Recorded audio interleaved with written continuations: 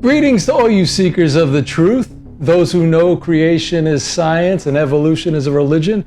This is the God Did It Science Podcast. I'm your faithful host, the good Dr. Answerman, and I'm here today with a very, very special guest. We're really fortunate to have been able to book him, as he's an extremely busy fellow, quite literally everywhere at once, all of the time. It's Jesus Christ, ladies and gentlemen. Hi. Well, Jesus, I just have to say, we're thrilled to have you on the show with us today. Oh, well, glad I could be here. You know, I'm new to this whole science thing, so I'm more of a miracle type of guy. So I'm ready to learn some real science with you today. Great, because today we're going to dive into some recent videos that, are you ready? Allegedly debunk creationism. Ha! Really? Yes. They were put out by a popular YouTuber who calls himself Professor Dave. He has a current video series titled The Definitive Guide to Debunking Creationists. Okay, this should be fun. Well, before we get started, I think it's only fair that our audience knows a bit about his background. Okay, that seems fair. So his real name is David James Farina. Ironic, isn't it? How's it ironic? Well, a man named after one of your apostles and the king of Israel, yet he calls himself an atheist. No, I was laughing because his last name's a breakfast cereal. Oh.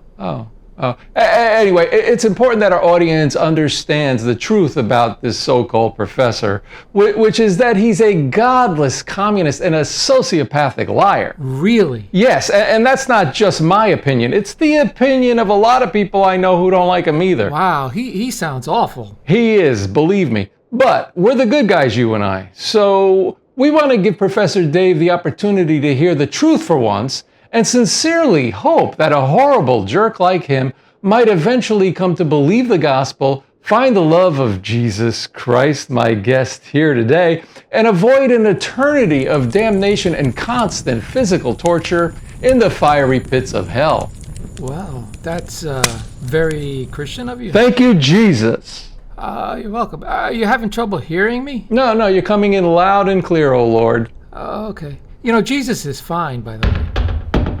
Dad, I'm in here. What are you doing? I'm on the internet. You better not be downloading porn. Dad, you know I don't do that. I should have never given you that penis. Dad, just leave me alone for about 20 minutes, okay? Okay, fine. Don't clear the browser history. Sorry about that. No, that's fine. So where were we? Well, I was explaining in an unbiased way that Professor Dave is vulgar, profane, and generally a very nasty person. Right. But, Jesus, there was one thing I was surprised to learn about him. He's not gay. You know, because if he were gay, we'd stone him, right? Well, no, we don't do that anymore. Oh, right, let he who is without sin cast the first stone. Right. So that applies to gays too, huh? Yes. Okay, I'll make a note of it. Well, you heard it here first, people. Stop throwing rocks at gays. Do you want to double check with your dad about that first, or? No. Oh, okay, fine. So, getting back to Professor Dave, he just disseminates what secular evolutionists all say. But we thought it would be beneficial to our audience to demonstrate how he misrepresents what creationists actually believe. And in doing so, he creates straw man arguments that he then pretends to debunk. It's all very dishonest. I see. Well, I don't like that at all. Right. So we're going to go through all of his videos, and we're going to start with his first one, which is about cosmology and planetary science. Many creationists deny Big Bang cosmology because they do not understand it and deliberately misrepresent it. Young Earth creationists in particular tend to picture a kablooey graphic with fully formed planets and comets tumbling out, which indeed would be preposterous. Of course, this has nothing to do with actual cosmology. See, right there. I don't know a single creationist who believes this. No one in their right mind thinks fully formed planets and stars exploded out of the Big Bang. It's a total straw man. Right. He's just trying to make us look stupid to his gullible audience. Sure. I mean, no one believes that. Of course not. Who would believe such a preposterous thing? No, we believe that everything was created in its present form by the hand of God in 6 literal days. We do? Of course we do. Really? It's in the Bible. It is? What do you mean? Haven't you read the Bible? Not really. No? Well, it's mostly about me. Yeah. I didn't want to come across as too self-important. Besides, there are parts toward the end that I'd rather forget. Okay. But you don't believe in the Big Bang, right? Well, if everything in the universe is moving away from everything else, it kind of figures that it all must have started from a single point at some time in the distant past, doesn't it? No. It just seems logical. Well, it isn't. It's evolutionist nonsense. The universe is only 6,000 years old, after all. We know this is true from the Bible, so there isn't enough time for it to all have been a singularity in the past. Okay, you're the scientist. I mean, what do I know? But can we at least skip ahead to something that's actually about biological evolution? Oh, okay, fine. Let's look at part 3. Look at this strip where blue slowly becomes red. Blue is one species and red is another species. Every pixel in between is an organism. Each pixel is practically indistinguishable from the ones on either side, but this very slow change eventually produces different colors. Oh, you know what? That was the wrong clip. Well, that makes it really easy to understand. Yeah, but don't worry about that. It's an oversimplification anyway. Oh, yeah, but it's not hard to extrapolate from there. I mean, each pixel looks the same, one next to the other, but over time... Forget it. Here's the one I wanted to show. It's about genetics. It's from part 4.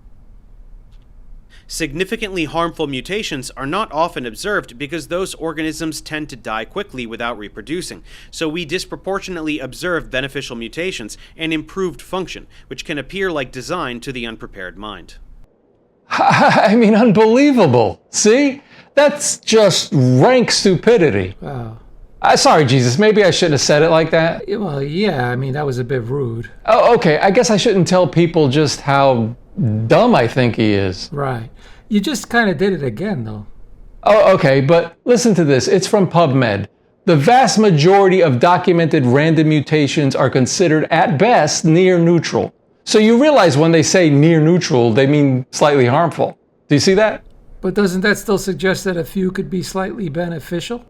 No. Look, the vast majority are considered at best near neutral. At best, do you see? That means the vast majority of mutations are slightly harmful. I mean, I'm no scientist like you, but a vast majority near neutral can mean most are neutral or slightly harmful, but it still leaves room for a few that could be slightly advantageous, doesn't it?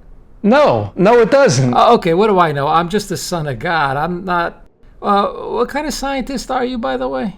Well, I'm not a scientist. Oh, why did I think you were a scientist? Well, I am a doctor. Oh, well, a doctor. Of what? I have a doctorate in Christian ministry. Oh. Look, I study science all the time. Right. I read a lot of books. Well, that's good, I guess. What kind of books? Look, I know what I'm talking about. Okay, fine. So can we go back to part 3 where he's talking about gradual evolution? I'd like to learn more about that. But it's all lies. See, that's why we should ignore that part and talk about things that are harder for most people to understand, like microbiology. Oh, okay. But one thing at a time, right? I mean, let's see what he says about natural selection first. I'd really rather not. Are you seriously denying Christ right now? Okay, fine. In reality, small changes occur within populations of organisms, and subpopulations then diverge, creating two different branches, which then develop independently. Okay, that's enough. You understand, there's no evidence for any of this. Wait a minute. Evolution happens to populations and not individuals? No, it doesn't happen at all. Really? Okay, so just humor me for a second. How many animals did Noah take on his ark? Around 6,000 or 7,000, 2 of each kind. And how many species are alive today? I don't know, a bit more than that, I guess. Hey Siri, how many species are there alive today on Earth?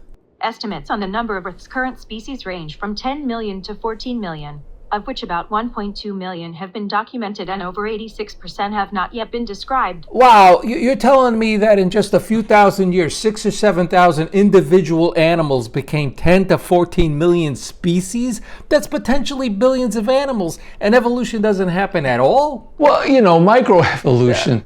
That's a hell of a lot of microevolution from just two of each kind in a few thousand years. I mean, I'm no Christian minister like you, but that seems impossible. But God can do anything. Think, man, why would my father make Noah do all that work if he was just going to use magic anyway? No. There's something not right. You know, I never really thought about this before.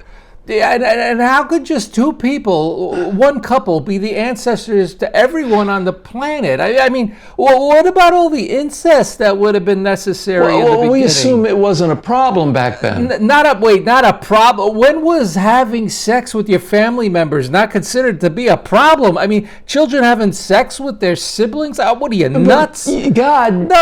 No. Even my father's not that crazy. There would have had to have been entire populations of human ancestors evolving together over many generations in order to keep the gene pool spread apart to avoid crippling but birth the human defects. genome would have been much more pure back then, so birth defects... What the hell are you talking about? Wait a minute. There's no way we can attribute original sin to just two people then, is there? I mean, that's not mathematically possible. Jesus, you're really beginning to worry me. I mean, you're going to give me an existential crisis over here. Oh, you're going to have an existential... I might have died for no reason. What? Dad. Jesus, calm Dad. down.